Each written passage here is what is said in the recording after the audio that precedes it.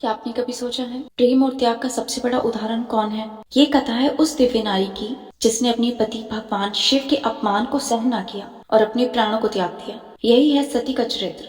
शिव पुराण के अनुसार ये कथा बताती है कि प्रेम केवल भावना नहीं है बल्कि तपस्या है। जब इस प्रेम का अपमान हुआ था तब ब्रह्मांड तक कांप उठा था और जब इस प्रकार के प्रेम का अपमान होता है तब पूरी सृष्टि हिल जाती है। तो आइए शुरू करते हैं शिव पुराण की एक नई कथा। ये कथा रुद्र संहिता पहला अध्याय है। सती का चरित्र। नारद जी ने पूछा, हे ब्रह्मा जी, आपके श्रीमुख से मंगलकारी व अमृतमय शिव कथा सुनकर मुझ में अनेक विषय के बारे में अधिक जानने की लालसा उत्पन्न हो गई है। अतः भगवान शिव के बारे में मुझे और बताइए। विश्व की सृष्टि करने वाले हे ब्रह्मा जी, मैं सती के विषय में जानना चाहता हूँ।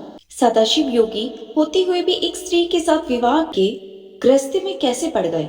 उन्हें विवाह करने का विचार कैसे आया, जो पहले दक्ष की कन्या थी फिर हिमालय की कन्या हुई? वे सती पार्वती किस प्रकार भगवान शिव शंकर जी को प्राप्त हुई? पार्वती ने किस प्रकार घोर तपस्या कर और कैसे उनका विवाह हुआ? कामदेव को भस्म करने वाले भगवान शिव के आदि शरीर में वे किस प्रकार स्थान पा सकी? उनका अर्धनारीश्वर रूप क्या है?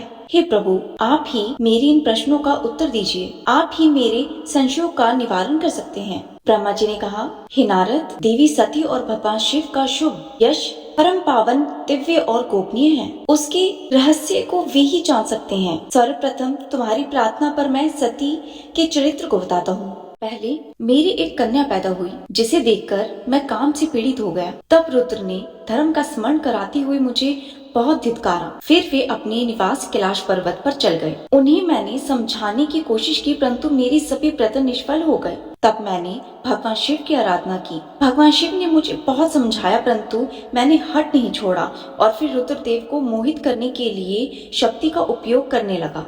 मेरे पुत्र दक्ष के यहाँ सती का जन्म हुआ।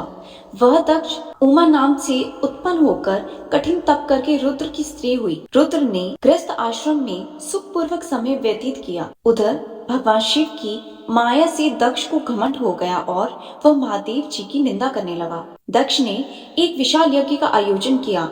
उस यज्ञ में दक्ष ने मुझे, भगवान विष्णु को और सभी देवी देवताओं और ऋषि मुनियों को आमंत्रित किया, परंतु महादेव जी को और अपनी पुत्री सती को उस विशाल यज्ञ में निमंत्रण नहीं दिया।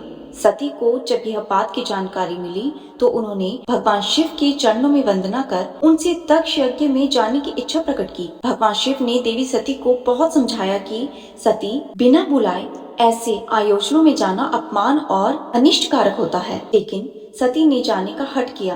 भगवान शिव ने भावुक होकर आज्ञा दी। शिव सर्वज्ञ है। सती पिता के घर चली गई।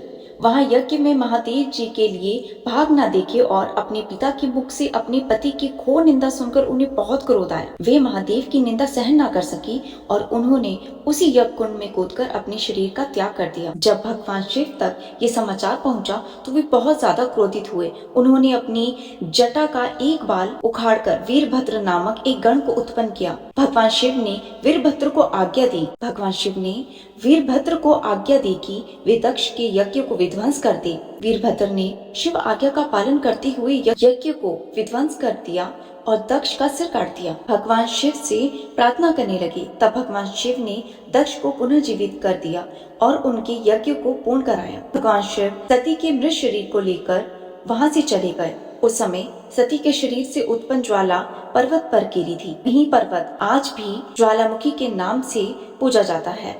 आज भी उसके दर्शन से मनोकामनाएं पूर्ण होती है। वही सती दूसरे जन्म में हिमालय के घर में पुत्री के रूप में प्रकट हुई जिसका नाम पार्वती था। उन्होंने कठोर तप द्वारा पुनः महादेव को अपने पति के रूप में प्राप्त कर लिया। तो सती ने अपने प्राण त्यागे पर उसका प्रेम कभी नहीं मरा। वही आत्मा हिमालय की पुत्री पार्वती के रूप में पुनः जन्म लेकर आई और फिर कठोर तप कर महादेव को दोबारा प्राप्त किया। यही है सच्चे प्रेम की अमर कथा, जहाँ अंत भी एक नई शुरुआत बन गया। अगर आप भी शिव शक्ति महादेव के भक्त हैं तो कमेंट बॉक्स में हर हर महादेव जरूर लिखें और इस वीडियो